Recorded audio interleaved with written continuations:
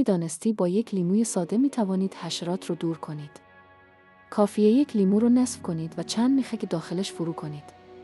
این ترکیب طبیعی پشه و مگس رو از محیط شما دور نگه می‌داره بدون نیاز به مواد شیمیایی. برای رفع بوی بد یخچال و جذب رطوبت اضافی نصف یک لیمو رو بردارید و کمی نمک رو بهش بپاشید. حالا اون رو داخل یخچال بذارید.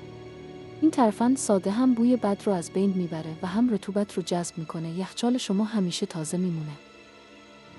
آیا بیدها لباساتون رو تهدید میکنن؟ گل خشک استوخودوس رو توی یک کیسه کوچیک بریزید و داخل کمد لباساتون آویزون کنید.